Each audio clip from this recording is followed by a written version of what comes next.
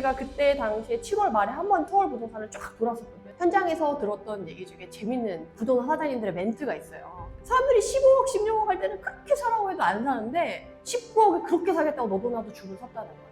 그러니까 제가 이걸 왜 말씀드리냐면 공실로 고민하시거나 또는 부동산 자산의 자산가치 상승을 모색하시는 분들이시라면 아이엠박스에 연락주세요. 아이엠박스를 검색하시거나 화면 하단에 링크에서도 확인이 가능합니다. 저는 부동산 실전 투자자이면서 이제 강의도 하고 컬럼도 쓰고 이제 책을 쓴 저자이기도 한데요. 대표적으로 지역 분석가로 기억을 해주시면 좋을 것 같아요. 지역 분석가의 눈으로 지금 부동산 시장을 보고 투자도 하고 요새 내 집 마련하시는 분들에게 조언도 해드리고 있으니까 그런 관점으로 봐주시면 너무 좋을 것 같습니다. 서울 집값이 24주 연속 상승이라는데 어떤 상황인가요? 여러분들이 지금 뉴스만 보고 생각하면 지금 되게 뜨겁다 라고 생각하실 수 있는데 7월 중순부터 소강 상태고 분위기가 좀 식었어요. 그걸 알고 계셔야 돼요. 그래서 지금 추격 매수 고민하시는 분들 진짜 많으시거든요. 근데 지금 추격 매수를 바로 하기에는 상당히 리스크가 큰 시기라는 거를 꼭 말씀드리고 싶었거든요. 이게 왜 그러냐 그러면 24년 들어서서 1월부터 5월까지는 이제 23년처럼 가격이 많이 떨어져 있거나 이제 23년에 올랐다가 하반기 다시금 조금 숨고르게 하면서 조정이 됐거든요.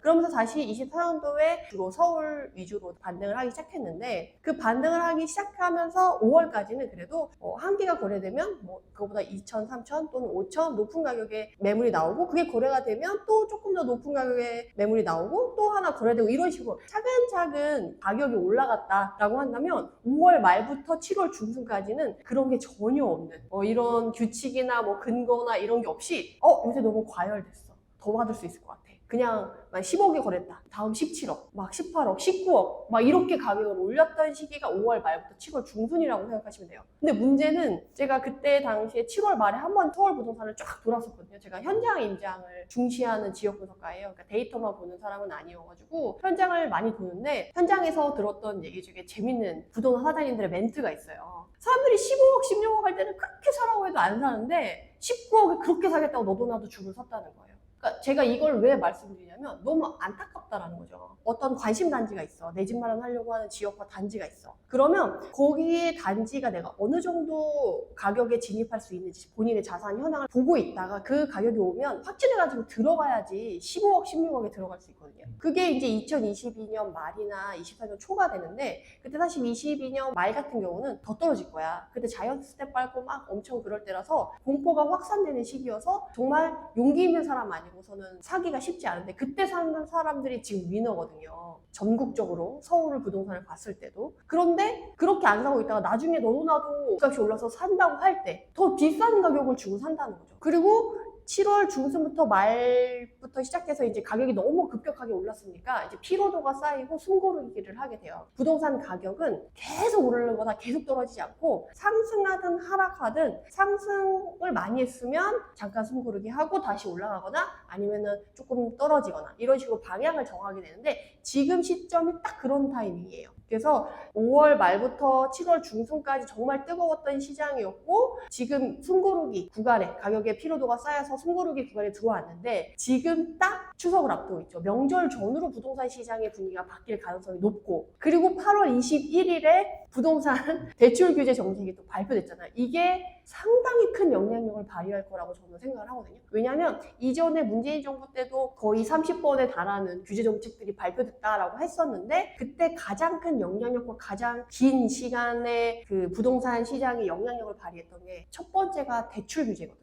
돈을 옥죄하지만 이게 영향력이 커질 수밖에 없는데 지금 정책이 대출 규제가 나왔고 추석을 앞두고 있고 숨고르기 구간에 들어와 있는 시기이기 때문에 다들 약간 눈치를 보고 있어요. 그동안 계속 뜨거웠던 지역들의 현장에 가보면 사장님들이 다들 요새 눈치 싸움하느라 바빠 라고 얘기를 해요. 왜 그러냐라고 하면 이제 자기가 사면 최고가거든요. 지난 전고점 가격을 봤는데 전고점을 찍은 지역과 단지들이 있고 아직 전고점을 찍지 못한 애들도 있어요. 그렇지만 그 전고점 넘어선 지역은 전고점보다 더 높은 가격에 내가 최고가를 찍어줄 거냐 아니면 전고점보다 낮은 가격에 있지만 그래도 내가 전고점에 가까운 최근의 전고점을 찍어줄 거냐. 근데 지금 사람들이 어떤 마음이냐면 내가 샀는데 집값이 떨어지고 내가 팔면 집값이 오르고 이러면 그게 제일 속상하고 화병 날 일이기 때문에 본인이 최고가를 찍고 싶지 않아서 서로 눈치 싸움을 하고 있고, 만약에 지금 실제 거래되는 금액에서 그보다 낮은 가격에 뭔가 내고를 해주는 물건, 그보다 좀 싼 물건이 있다라고 하면 그래도 사고 싶어하는 수요들과 매도하려고 하는 사람들이 있어요. 근데 지금 줄다리가 좀 팽팽하고 서로 지켜보자. 매도자는 급하지 않다. 앞으로 분위기 지금 뉴스에서 아직도 뜨겁다고 하니까 여유 있다라고 생각하고, 매수자는 난 최고가는 지금 너무 불안해 라고 해서 조금 서로 눈치 싸움을 하고 있는 상황이라서, 여러분들이 지금 그냥 무턱대고 뉴스에서 과열됐다, 계속 오른다, 24주 연속 뭐 오른다, 뭐 몇 퍼센트 올랐다 이런 얘기에 이끌려서 가기에는 지금 현장 분위기는, 그러니까 1월부터 5월까지 분위기가 유지되다가 5월 말부터 7월 중순까지 유지되고 7월 중순부터 최근까지가 유지돼서 분위기가 지금 세 번째 색깔에 들어와 있다 라고 생각하시면 되는데, 추석 끝나고 제 생각에는 이 대출 규제가 지속이 되고 처음에 나왔던 그 방향 그대로 간다라고 하면 시장이 조금 다운될 수밖에 없는 상황이거든요. 그렇다고 확 폭락한다 이건 아니고, 지금 과열됐던 분위기가 조금 더 식을 수 있는 분위기로 갈 가능성이 높다라는 거죠. 그러면 굳이 지금 추격 매수할 필요는 없는 상황이라서 여러분들이 지금 시장 상황을 잘 파악하고 계셔야지, 안 그러면 내가 최고가를 찍고 나서 밤에 계약서를 쓴 다음에 잠을 못 주무실 수 있기 때문에 그걸 좀 주의하시면 너무 좋을 것 같아요. 집값이 오르는 지역과 안 오르는 지역의 차이점은 무엇인가요? 결국에는 절대인구 감소 이슈가 최근에 크게 터졌었잖아요. 그러면서 사실 최근에 거래량이 나오긴 나왔지만 사실 많은 거래량들이 서울에 집중되는 경향이 있었어요. 그래서 지방에 사시는 분들도 지방 부동산 가격이 떨어질 수 있다, 가치가 확신을 갖기가 어려워, 차라리 그러면 서울에 사자. 그래서 무주택자인데 거주는 지방에 하더라도 보유는 서울에 하자라는 사람들이 많아가지고 서울에 거래량이 좀 더 늘어난 부분이 있고, 서울 안에서도 노도강 같은 경우는 에너지가 거기까지 가기에는 사실 지금 거래량이 그렇게 많이 평균가를 넘어선 게 6월, 7월밖에 없어요. 2달밖에 없기 때문에 그 에너지가 막 커서 옛날에 너도 나도 오른다, 이 지역이 오른다 그러면 다 오른다 이게 아니고 정말 오를 곳만 오른다라고 생각하시는 게 맞고, 누가 봐도 괜찮은 지역, 그러니까 한강을 끼고 있는 강남 3구, 강남 4구, 마용서 이런 애들만 위주로 지금 거래가 많이 되고, 신축, 준신축, 구축 가릴 거 없이 많이 오르긴 했었어요. 근데 그럼에도 불구하고 구축은 조금 안 올랐다 라고 생각을 하시면 되고, 지금 부동산 시장의 트렌드가 신축이기 때문에 신축 트렌드에 맞는 애들만 그 외 지역은 조금 올랐고, 경기도권 같은 경우는 서울과 흐름을 같이 하는 지역 또는 일자리 수요가 풍부한 지역이면서 가성비가 나오는 단지들 위주로 거래가 된다거나 이런 식으로 특징이 딱 있어서, 그 부동산 시장의 트렌드나 지금 부동산 시장을 주도하는 건 실수요거든요. 그 실수요들이 원하는 조건에 딱딱 맞는 지역과 단지들만 움직였지, 그 외에는 상당히 조용하고 완전 냉탕이거든요. 거래가 진짜 너무 안 된다 해서 사장님들이 폐업하시거나 이런 분들도 이제 지방이나 다른 지역들에 너무 많거든요. 그래서 지금 사실 부동산 시장이 뜨겁다라고 하는데, 제가 지역 분석가의 입장으로 봤을 때는 서울만 뜨겁다, 그리고 서울과 같이 흐름을 같이 하는 수도권 지역만 뜨겁고 좋은 지역만 뜨겁다. 그래서 인천은 송도 최근에 조금 거래가 되면서 가격이 조금 올랐어요. 그리고 경기도도 과천, 성남 이런 부분, 그러니까 서울과 흐름을 같이 하는 애들 위주로만 올랐지, 요새 뉴스 나올 때 제가 저도 채널이 있어서 제 유튜브 댓글에 다시거나 단톡방을 운영하는 게 있어서 거기서 보면, 아니 부동산 이렇게 뜨겁다는데 우리 집은 왜 이래요? 이런 분들 진짜 많아요. 그러니까 괴리감을 느끼는 거죠. 서울 부동산 엄청 뜨겁다는데 우리 집은 안 그래. 그래서 그 간극이 상당히 크다라는 거죠. 그래서 우리 집은 안 그런데 이래서 어리둥절해 하시는 분들이 많은데, 부동산이 다 뜨겁다 이게 아니고 서울 부동산만 뜨겁다 이렇게 이해하시기 더 맞을 것 같아요. 수도권에 내 집 마련할 때 고려해야 할 사항은 무엇인가요? 지금 내 집 마련을 하실 때 꼭 유념하셔야 될 건, 투자 개념을 넣고 실거주를 구하셔야 된다는 거예요. 그냥 거주 관점으로만 내가 필요에 의해서 난 지금 뭐 아이 학교를 보내야 돼서 또는 직장에 이전하니까 그 근처로 이걸 팔고 이걸 사야지, 약간 이렇게 필요에 의해서 사고 팔거나 이러는 게 아니라 시장의 흐름에 따라서 우리 집이 지금 갖고 있는 집이 떨어질 것 같아. 그럼 당연히 팔아야죠. 근데 우리 집이 다시 좀 반등해서 오를 것 같아. 그러면 팔지 않고 이전하는 그 지역이 뭐 오를 거냐 떨어질 거냐 전세를 사거나 아니면 매매를 하거나 이런 식으로 해야 되는 거죠. 그래서 꼭 실거주를 하더라도 투자 개념을 좀 넣어서 하셔야 되고, 지금 경기도권에서는 사실 신축이면서 가격적인 메리트 있는 애들은 가격이 좀 올랐지만 그렇지 않은 애들은 좀 안 올랐거든요. 그래서 내가 만약에 아직까지 조금 하고 싶다라고 하면 수도권 내에서 경쟁력이 남아있는, 가치가 저평가되어 있는데 많이 떨어졌지만 아직 회복을 못하면서 지금 부동산 시장의 트렌드에 맞는 단지를 고르셔가지고 그거를 그거를 이제 내가 확신하는 가격을 보시고 계셨다가 그 가격 안에 들어오면 바로 액션을 취할 수 있게끔 미리 준비를 하고 계셔야 돼요. 사실 2022년 말에 가격이 많이 떨어졌을 때 그 가격임에도 불구하고 더 떨어질 수 있는데 공포를 이기고 사시는 분들은 내가 가격에 대한 확신을 갖고 계셨던 분들이에요. 난 거기에 오래 살았어. 근데 이 가격 밑으로 절대 안 떨어지는데 얘가 여기까지 왔어? 그럼 사야 돼. 더 떨어지더라도 나는 이걸 감당할 수 있어. 라고 하시는 분들이 사신 분들이 결국 지금의 위너가 되셨거든요. 88 대책이 서울의 집값 상승 억제가 될까요? 부동산 대책은 공급 대책이거든요. 근데 그걸 쭉 보면 뭐 46만 원가 뭐 대책으로 발표를 해서 뭐 공급을 더 잘 하겠다라는 건데 실질적으로 우리가 지금 부족하다고 걱정하고 있는 건 2, 3년 후에 공급 물량이 잡혀 있지 않고 주택 인허가 자체가 크게 늘어나지 않아서 그 부분을 걱정하는 건데 지금 주택 인허가를 늘리고 그린벨트를 풀고 재개발 재건축을 활성화해서 뭔가 빠르게 진행을 할 수 있도록 계획을 세우고 정책적인 도움을 주겠다라고 했을 때 과연 2, 3년 후에 짠 하고 집이 지어질 수 있는 가구가 몇 개나 되냐는 거예요. 그렇게 쭉 해서 88 대책을 보면 빌라를 무제한 매입해서 임대주택으로 공급하겠다. 그리고 미분양이 날 때까지 공급하겠다라는 건데 실제적으로 바로 집으로 사람들이 활용할 수 있는 건 비아파트인 빌라나 다세대 뭐 이런 것들을 본인들이 매입해서 임대주택으로 이렇게 하겠다라는 거 이외에는 당장 공급할 수 있는 게 아니고 그린벨트를 풀겠다. 푸는 것도 시간이 걸려. 그 풀어도 거기에다가 택지를 지정하고 구역을 지정한 다음에 거기에 개발 계획을 만들고 아파트가 들어서는데 너무 오래 걸리기 때문에 우리가 공급이 2, 3년 후에 부족할 것 같다. 그것 때문에 집값이 오를 것 같다라는 그걸 해소하기에는 너무 시점이 달라지기 때문에 사실 그것 때문에 크게 효과는 없을 것 같다. 근데 나라에서 그걸 모르는 게 아닌데 왜 그렇게 발표를 했냐라고 하면 사람들한테 2, 3년 후에는 당장 아니더라도 그 후에 공급이 될 수 있으니까 너네가 투자해서 2, 3년 후에 그 이후에 공급이 안 되는 줄 알고 계속 투자를 막 해서 과열하다 보면 큰 거 다칠 수 있어 라는 이제 경고성 멘트. 그리고 사실 저도 부동산 공부를 하기 전에 일반인일 때는 정부가 이렇게 발표하면 당장 공급을 해주고 당장 분위기가 확 소강되고 이런 줄 알았어요. 그러니까 약간 분위기 환기 전환용 정책 발표였다라는 저는 그렇게 생각을 하고 오히려 8월 21일에 발표한 대출 규제 정책이 훨씬 더 영향력이 클 것이다라고 보고 이전에는 금리 인상만으로 어쨌든 총량 규제를 하려고 했었는데 너네 왜 마진을 더 많이 남기면서 오히려 이렇게 하냐라고 해서 제재가 들어와서 이제 은행별로 내부 관리를 위한 DSR을 해서 다양한 방법으로 이제 규제를 해서 어쨌든 총량을 줄여라라는 건데 사실 그 방법들이 더 좀 강력할 수 있다라는 거죠. 대출 만기 기간을 50년인데 이제 30년이나 그 이하로 줄이겠다. 그리고 수도권이랑 지방이랑 나눠서 기준금리 스트레스성 DSR 가상금리를 좀 차등을 주겠다. MCG, MCI를 못 쓰게 하겠다. 뭐 이런 등등의 다양한 것들을 하는데 사실 지금 가장 큰 이슈가 되는 건 전세 대출에 대해서도 DSR을 적용하겠다 때문에 지금 난리가 난 거예요. 사실 지금 뭐 서울에 4건 중에 1건은 갭투자고 뭐 강동구 예를 들면 거기는 2건 중에 1건이 갭투자라고 얘기를 해요. 근데 사실 이 갭투자도 여러분들이 좀 파헤쳐 보실 만한 게 무주택자야.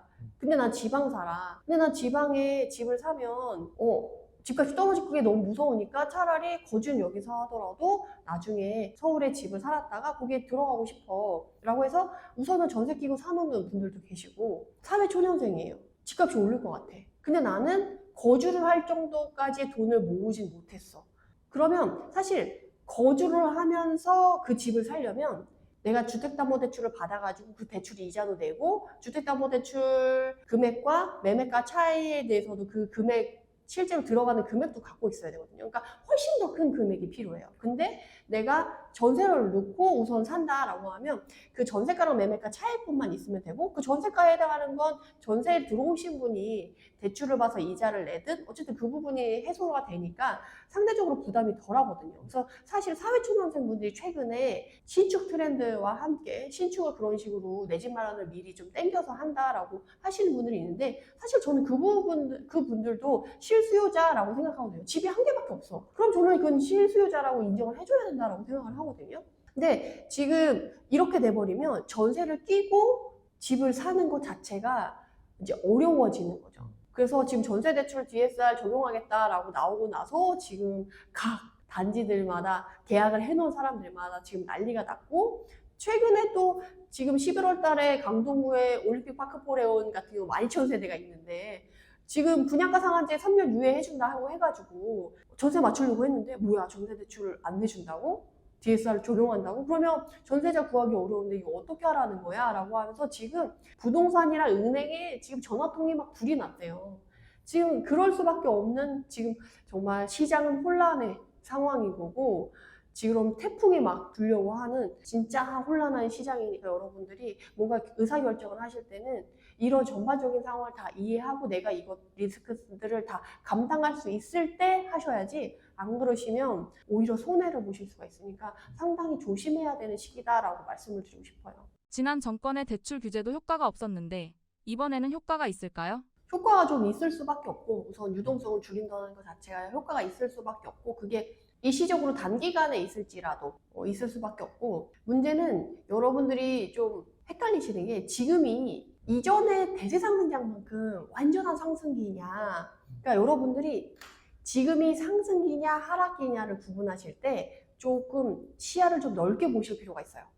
우리가 금융위기가 터지고 2008년에 금융위기가 터지고 2012년, 13년에 저점을 찍고 2013년부터 2021년까지는 상승장이 유지가 됐었어요. 그러고 나서 21년 하반기 9월, 10월부터 이제 하락장이 시작이 돼가지고 지금까지 온 건데, 그러면 23년도 가격이 반등, 24년도 가격이 반등 한 것들을 과연 상승장의 상승으로 볼 거냐, 하락장 안에서의 상승을 볼 거냐를 여러분들이 좀 조심하셔야 돼요. 근데 저는 개인적으로 하락장 안에서의 반등, 상승 구간이라고 생각을 하거든요. 상승장에서도 상승과 하락을 반복하면서 상승하고요. 하락장에서도 상승과 하락을 반복하면서 하락을 하느냐, 올라가느냐가 있어요. 근데 역대적으로, 역사적으로 이렇게 쭉 보면 이렇게 하락장이 짧게 끝나지 않고요. 한번 금융위기 때도 2009년에 한번 오르고 2011년에 잠깐 올랐다가 그 다음부터 2012년에 하우스푸어 되면서 막 저점을 찍고 그 다음에 이제 2013년에 제대로 된 반등을 하고 나서 오랜 기간 상승을 유지하거든요. 근데 그렇게 봤을 때 지금은 완전하게 하락장을 벗어났다, 저점을 찍고 벗어났다라고 하기엔 전 조금 리스크가 있는 시기라고 생각을 하거든요. 왜냐하면 글로벌적인 경제 상황도 그렇고 우리나라의 전체적인 경제 모멘텀이라던가 이런 것들이 아직 좋아지진 않았어요. 그러니까 실물 경제랑 자산 경제랑 구분하셔서 봐야 되는데, 지금 자산 경제는 뭐 주식이나 부동산이나 뭐 이런 비트코인이 요새 조금 핫해서 다시금 자산 경제는 조금 뜨거워졌다라고 하는데, 실물 경제는 아직도 너무 어려운 상황에 처해 있고, 경제 성장률도 이번에 뭐 2.2%다, 뭐 2.6%다, 뭐 더 올랐다라고 얘기하지만 사실 2%대에서 더 막 올라갈 수 있는 걸 기대하기에는 좀 어려운 상황이거든요. 그리고 지금 사실 경제 성장률이 2%대인데 실물 물가 상승률은 2.6%거든요. 그럼 그것만 해도 사실은 우리 호주머니 사정은 실질 소득률은 떨어지고 실물 경제 안 좋고 물가는 오르고 해서 사실은 우리 주머니 가정 경제 상황은 그렇게 좋은 상황이 아니에요. 그리고 가처분 소득이 그렇게 늘어나고 있는 상황이 아니고 줄어들고 있는 상황이거든요. 그래서 이걸 받쳐줄 만한 게 아니고 받쳐줄 만한 게 없다. 그래서 제가 지금 부동산 시장이 서울 부동산만 뜨겁고, 그리고 그게 만약에 지금 상승장으로 갔으면 그 에너지가 모여서 이렇게 주변으로까지 퍼져야 되는데 그게 있다가 없어지고 있다가 없어지고 이런 식으로 가는 거지 쭉 가는 게 아니라서, 저는 지난 대세 상승장에 쭉 오르는 그 상승기만큼 안정적으로 상승을 하냐라고 해서 저는 아직은 그 시기는 아니다라고 보거든요. 그렇다고 해서 지금 이 변수로 막 급락을 하냐, 그거는 아니고 하락도 이제 완만하게 천천히 가면서 저점을 확인하고 가야 되는데, 지금 숨고르기 구간에서 대출 규제 나오고 이게 유지가 된다라고 하면 조금 약보합 상태로 쭉 가면서 분위기를 조금 보지 않을까라고 저는 그렇게 보고 있거든요. 그러니까 강보합과 약보합은 유지 상황에서 이제 상승과 하락을 자잘하게 움직이면서 이제 분위기를 봐가는 상황이다라고 이해를 하시면 좋은데, 여러분들이 앞으로 이거를 보실 때 문제는 지금 이 대출 정책 발표되고 나서 반발이 엄청 심하거든요. 지금 올림픽 파크포레온만 해도 12,000세대예요. 12,000세대의 한 가구당이잖아요. 한 가구에 보통 3인, 4인 가구예요. 그러면 몇만 명이 지금 다 들고 일어나가지고, 근데 사실 그쪽만 있겠어요? 다른 쪽에서 이미 계약을 한 집들도 있을 텐데 반발의 여론이 분명히 가만히 있지 않을 거란 말이에요. 그러면 이 금융당국에서도 은행에 요청을 한 게 총량 규제하는 방법을 너네가 마련해서 해라고 했는데 이게 정부가 공식적으로 발표를 해도 지키지 않는 경우가 많아요. 2023년에도 2020년 말에 너무 가격이 급락하니까 부동산 시장 이러면 너무 처참하게 파괴되니까 안 되겠다 싶어가지고 막 완화 정책을 풀면서 하겠다 쿠션을 막 됐는데 결과적으로 23년도에 갑자기 확 또게 반등을 하니까 2023년 7월에 세제 개편안 발표할 때 아무것도 1월 달에 하겠다고 하는 그 어떤 정책도 담기지 않고 그냥 유야무야 됐거든요. 그것처럼 지금도 막 규제를 하겠다고 하지만 서울만 뜨거운 상황이고 지금 그것 때문에 피해를 보는 사람들이 너무 많아지기 때문에 반발이 심하면 이거를 올고지 가져가기가 쉽지가 않고 은행의 내부 관리 규정 같은 경우는 언제든지 말을 바꿀 수 있는 상황이기 때문에 하물며 공식적으로 발표한 것도 안 지키는데 은행에서 이렇게 하겠다라고 했다가 뭐 솔직히 코에 걸면 코걸이, 귀에 걸면 귀걸이처럼 세부적인 사항을 바꿀 수가 있어요. 그래서 사실 최근에 반발이 나오고 나서 은행에서 어떻게 발표를 하냐면 한시적으로만 시행할 거다. 10월 말까지만 하는 거야. 전세대출 DSR은 10월 말까지만 하는 거야. 뭐 이런 식으로 막 뉴스에 좀 또 이렇게 나오더라고요.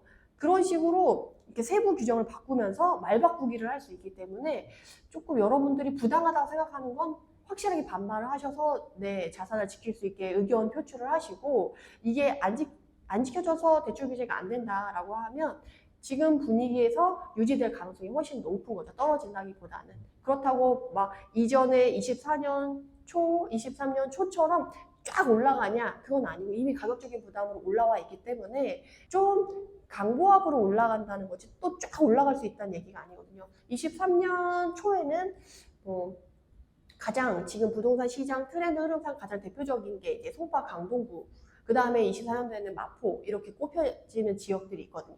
그렇게 했을 때 송파의 엘리트 기준으로 엘스 리센츠 트리지움 기준으로 뭐 30평대 기준으로 18억까지 갔다가 24억까지 찍었었어요. 23년도에. 그러다가 다시 조정을 맞으면서 다시 22억까지 빠졌다가 24년도에 지금 26억까지 찍었거든요.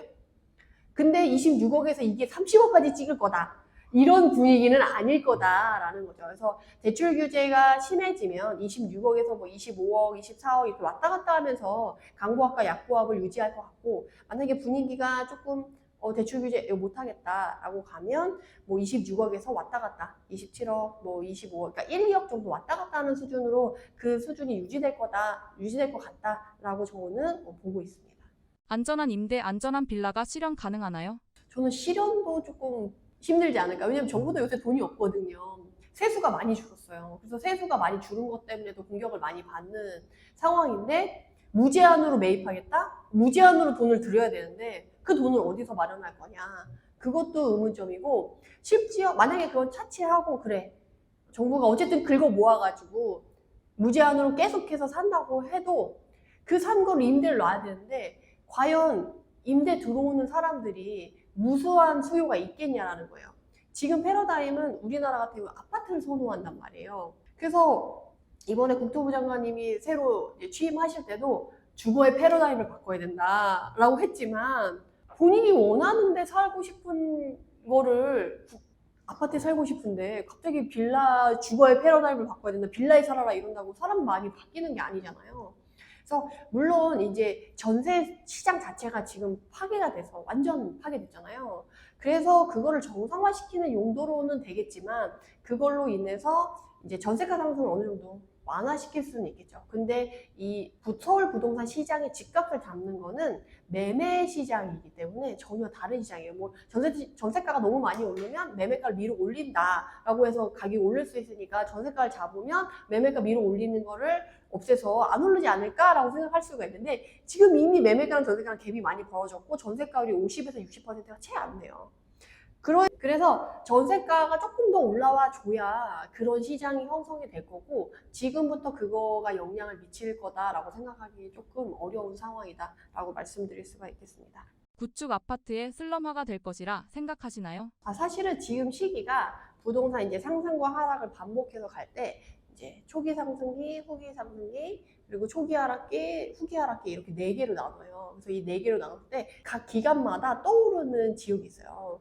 그래서 초기 상승기 때 이제 신축이랑 분양이 오르고 그 다음에 이제 준신축, 구축, 그 다음에 재건축 이런 식으로 넘어가거든요. 근데 지금 시기상 사실은 재건축 재개발이 뜰 수 있는 시기가 아니에요. 그래서 사실은 재건축 재개발에 대한 프리미엄이 많이 빠져서 가격이 좀 저렴하고 저평가되어 있어야 되는데 최근에 윤석열 대통령이 이제 당선된 이후부터 최근까지 재개발 재건축에 대한 완화 정책, 규제 완화 정책, 활성화 정책을 계속 폈잖아요. 그러다 보니까 재건축 재개발에 프리미엄 빠질만 하면 바람을 불어주고 빠질만 하면 바람을 불어주고 이러다 보니까 가격이 메리트 있는 가격만큼 많이 떨어지지는 않았어요. 그러다 보니까 사실은 재건축 재개발이 사업 최근에 이제 공사비가 많이 오르고 사업성이 떨어지고 이전에는 남의 돈으로 이제 재건축 재개발을 해서 내가 들어갈 수 있는 상황이 아니게 됐기 때문에 메리트가 좀 떨어진 것도 있지만 시기상 맞물리지 않는 그런 것도 있어요. 그래서 지금 사실 얼죽신이냐 재건축 재개발이냐에 고민하시는 분들이 되게 많으신데 시장의 트렌드상 신축이 올라가는 시즌은 맞는데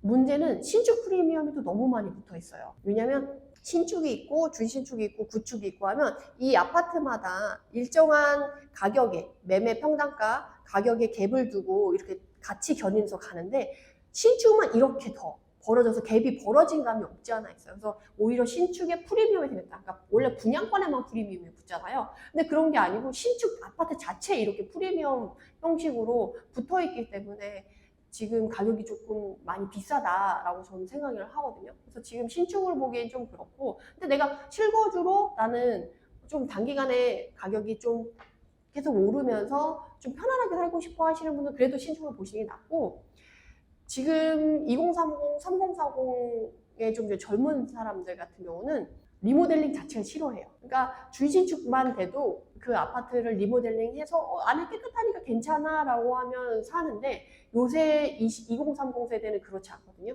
커뮤니티도 나와줘야 되고 이제 아파트 단지 내에 돌아다닐 때 이제 호텔급 라운지급의 이런 분위기가 나오는 그런 것들을 좋아하기 때문에 수요가 딱 갈려요. 그래서 내가 좀 나이가 있으시고 저렴하게 나는 좀 재건축 재개발해서 몬테크를 제대로 하겠다라고 하시는 분들 그쪽을 보셔도 되는데 시장은 10년 후 정도까지 길게 기다리셔야지 그러니까 재건축이 붐을 일으키는 시기가 와요. 그 시기가 2019년에서 2020년 요 때가 후기 상승기의 막바지. 그러니까 신축도 너무 올랐어. 준신축도 너무 올랐어. 구축도 너무 올랐어. 그러니까 다음에 신축이 될 재건축 재개발이 오르는 시기가 그런 시기거든요. 그래서 그때까지 기다려야 되는데 문제는 신축이 오를 때 같이 가격이 견인돼서 갈 수는 있어요. 왜냐면 주변의 인프라도 같이 좋아지고 끊임없이 재건축 재개발의 이제 완화 정책을 보면 또 바람을 불고 오기 때문에 사실 신축 트렌드지만 재건축 재개발도 그렇게 끊임없이 바람이 불면 가격이 갈 수 있으니까 물론 신축만큼 쫙 오르는 감은 떨어질 수가 있지만 그것도 괜찮아서 본인의 성향에 따라서 고르시는 게 맞지 않을까 싶어요. 다주택, 1주택, 무주택자들이 각각 할 수 있는 전략이 있나요? 사실 다주택자분들은 지금 뭘 할 수가 있는 상황이 아니에요. 규제가 그 어떤 것도 다주택자에 대한 그 손발을 묶어놨었던 규제들을 풀지 않았기 때문에 다주택자들은 워낙에 2023년, 24년도에 그렇게 주로 활동하지 않았어요. 대부분 거의 조용히 계셨고 사실 최근에 갭투자가 증가했다라고 하는 건 실수요 안에서 그런 식으로 지방에서 서울을 구매하거나 아직 내가 내 집 마련을 하기 거주까지는 불가능한 사람들이 전세를 끼고 산 사람들이 갭투자의 형태로 보여져서 투자자처럼 보였지만 사실 그분들은 무주택자였던 사람들이 1주택자로 되는 어떻게 보면 실수요자로 어느 정도는 인정해줘야 되는 부분이라고 저는 생각이 들거든요. 그래서 지금 다주택자는 어차피 투자자들은 지금 크게 움직이지 않아요. 그리고 솔직히 저도 지금 서울 와서는 크게 메리트 없는데 라고 생각을 하거든요. 그래서 사실 투자 목적으로 다주택자가 움직이기는 어려운 시장이 유지되고 있는 건 맞고 1주택자 분들 같은 경우는 갈아타기를 많이 고민하실 텐데 사실 23년, 24년에 갈아타기를 정말 많이 하셨어요. 대부분이 거의 갈아타기 수요가 대부분이었고 일부가 이런 식으로 못 사니까 이제 갭투자 형식으로 취득한 이제 실수요자분들이신데 지금 갈아타기 하기에는 대출이 너무 옥죄어져 있고 불안한 상황에서 그리고 원래도 대출을 받을 때 연말이 되면 그 한 해에 대출해 주려고 하는 그 양이 정해져 있어요. 그래서 뒤로 갈수록 그걸 다 소진하고 나면 대출이 실행이 안 되는 경우가 많아서 거의 10월, 11월, 12월은 정말 빠르게 대출을 알아봐야 되는 시기거든요. 근데 지금 그 시즌이 왔기 때문에 지금 대출 규제가 안 들어왔어도 워낙에 하반기에 대해서는 대출 실행이 쉽지 않을 수가 있었어요. 그래서 지금 갈아타기 하기에는 가격적인 부담에서 내려오지도 않았고 대출도 어떻게 불안한 상황에서 지금 갈아타기에는 조금 힘든 시기다라고 말씀드릴 수가 있을 것 같아요. 그리고 사실 거래량이 좀 늘었지만 그리고 소강 상태가 됐지만 거래량이 솔직히 되게 많이 줄었거든요. 지금 6, 7월에 서울 아파트 기준으로는 8천 건이 넘고 거의 다 집계가 되면 이제 10,000건까지 갈 거다라고 하는데 8월 달에 이제 7월 중순부터 제가 소강 상태가 됐다라고 했는데 8월은 지금 7월 거래량의 4분의 1 정도 수준밖에 안 돼요.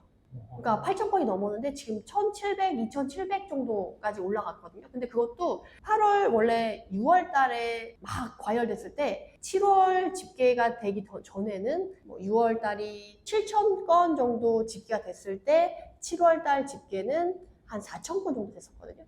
그러니까 거의 반 이상을 올라갔었잖아요. 근데 7월 달 집계를 막 하고 이제 8월 달 집계를 시작했을 때는 7월 달이 거의 8천 건 정도 집계가 된 상황에서 8월 달 중순 때는 790건 정도였어요. 거래량이.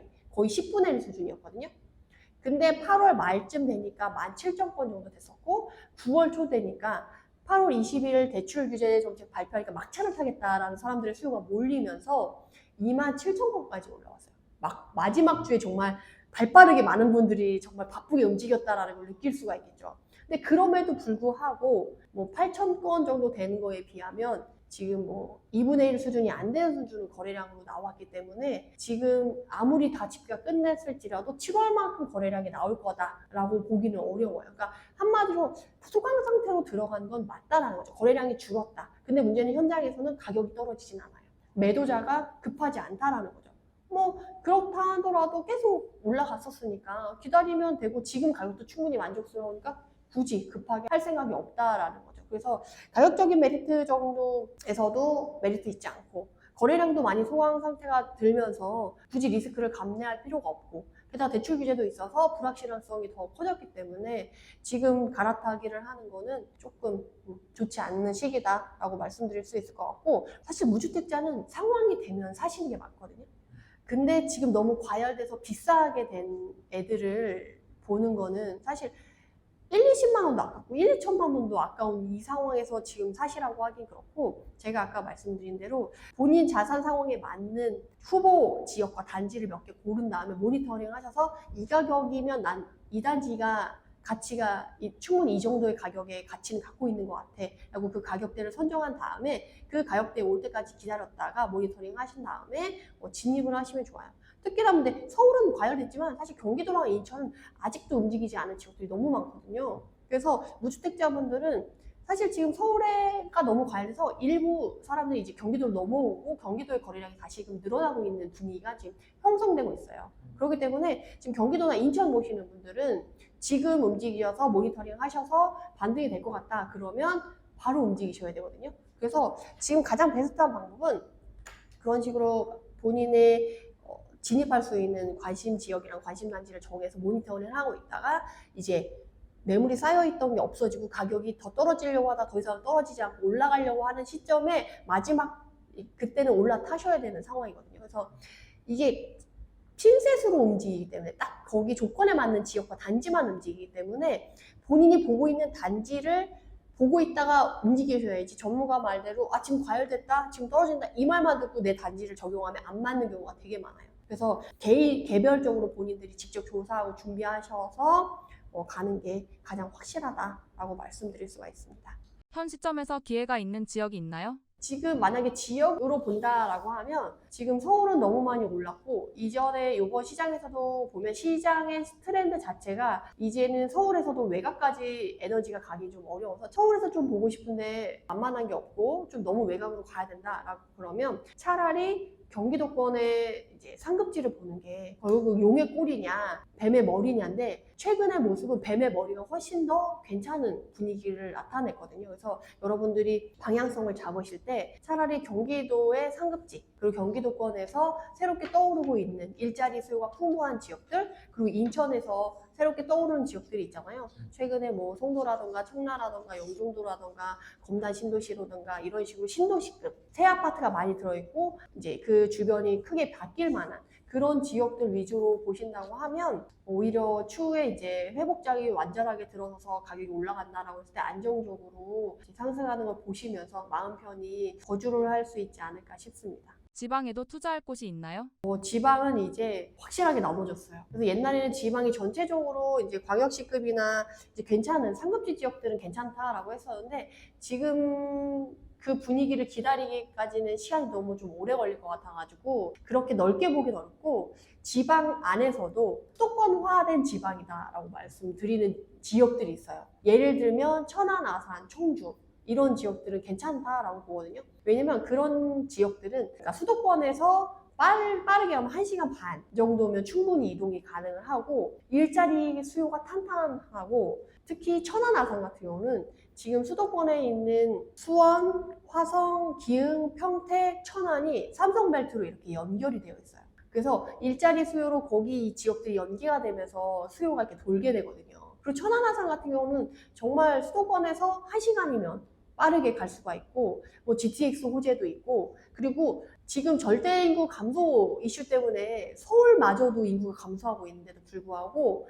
아산 같은 경우는 정말 빠르게 인구가 증가하고 있는 지역 중에 하나거든요. 평택도 빠르게 증가했다가 최근에는 다시 이제 약간 소강 상태가 되면서 유지가 되고 있고 대신에 천안, 아산 같은 경우 오히려 인구가 좀 늘고 있는 지역이거든요. 그래서 수도권 안에서도 자급자족이 되는 가치가 높은 지역이 많지 않은데 지방 안에서 자급자족이 가능하다? 이건 상당히 큰 메리트고 사람들의 아무리 경기가 안 좋아져도 일자리를 포기할 수는 없거든요. 그러니까 일자리 수요가 있는 지역만 결국 살아남게 되는데 그런 것들을 다 갖춘 지역은 지금 천안, 아산, 청주 천안은 방사능 가속기부터 시작해가지고 뭐 이런 저런 이슈들이 많기 때문에 일자리 이슈가 많기 때문에 지금 지방에서 고려할 곳을 찾는다고 하면 천안, 아산, 청주인데 지금 아산 같은 경우는 최근까지도 분위기가 워낙 신축 위주로는 가격이 좀 올랐기 때문에 아산 같은 경우는 신축이 그렇게 메리트 있는 가격은 아닌 것 같아요.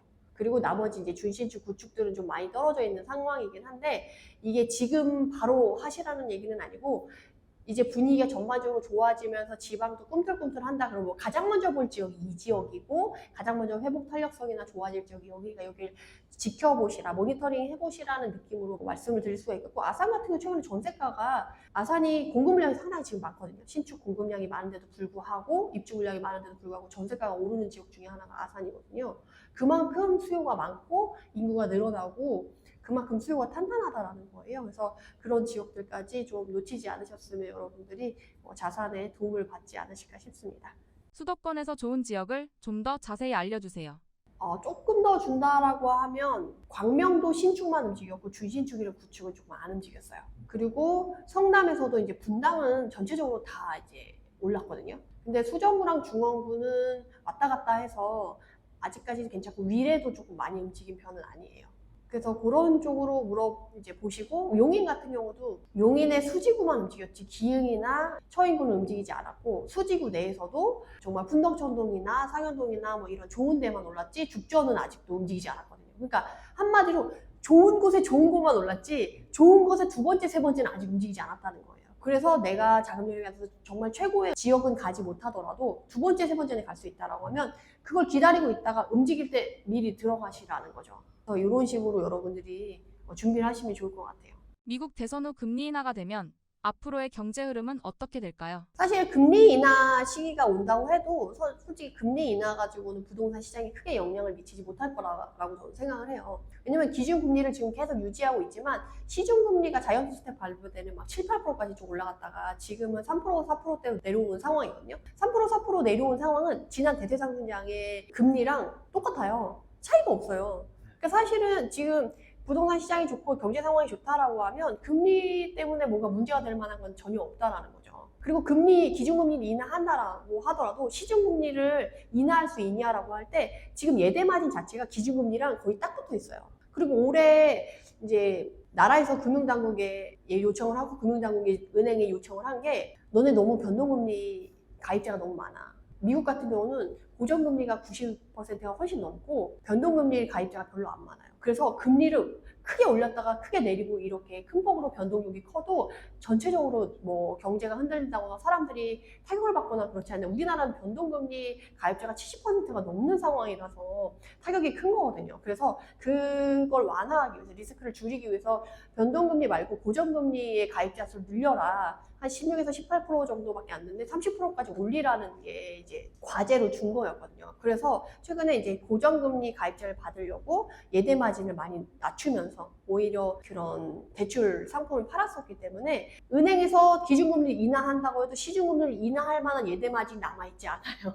그래서 금리를 인하한다고 해도 시중금리가 크게 떨어질 가능성이 없기 때문에 부동산 시장에는 크게 영향이 없을 것 같고, 실제적으로 금리 인하 이슈가 있을 때 부동산 시장의 역사적으로 보면 50%는 금리에 따라서 부동산 시장이 움직였고 50%는 움직이지 않았어요. 그러니까 정비례도 아니고 반비례도 아니고 시장의 전반적인 상황에 영향을 받았다는 거죠.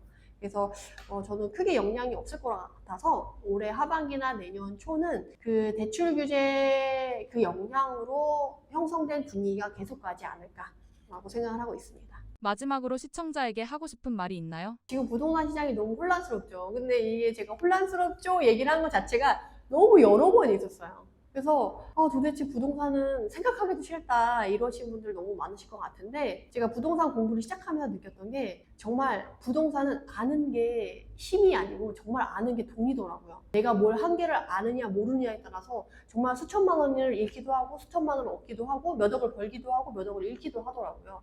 그래서 여러분들이 내 집 마련을 하든 자산을 일구기 위해서 투자를 하시든 지금 혼란스러운 시장을 이겨내려고 하면 뭐든지 이제 공부를 하셔야 되는 상황이라서 좀 공부를 좀 꾸준히 계속 하시면서 시장을 공부를 하셨으면 좋겠고, 지금 조급하게 움직이실 시장은 아니라서 여러분들이 지금 내 집 마련 못해서 내가 또 요새 나오는 게 벼락거지 얘기가 좀 많이 나오더라고요. 내가 지금 안 사면 평생 집을 못 살 것 같고 나만 벼락거지가 될 것 같고 이런 마음이 좀 드실 수가 있는데, 그런 마음을 좀 내려놓으시고 충분히 준비된 상태에서 움직이셔도 늦지 않는다라고 말씀드릴 수가 있겠고, 최근에 또 계약했다가 계약을 하고 나면 비로소 보이는 것들이 있어요. 계약하기 전에 불안해서 계약을 했는데 계약을 하고 나니까 더 불안해, 죽을 것 같아 하시는 분들 너무 많이 봤고, 계약금 넣고 나서 이거 계약금 포기하고 계약 해지해야 될까요? 라고 상담 주시는 분들도 너무 많았어요. 그래서 여러분들이 그 상황에 처하지 않게 최소한의 준비는 하고 여러분들이 액션을 취하시기를 당부드리면서 이만 마무리하도록 하겠습니다. 감사합니다. 안녕하세요. 셀프 스토리 아이엠박스를 운영하고 있는 남성훈입니다.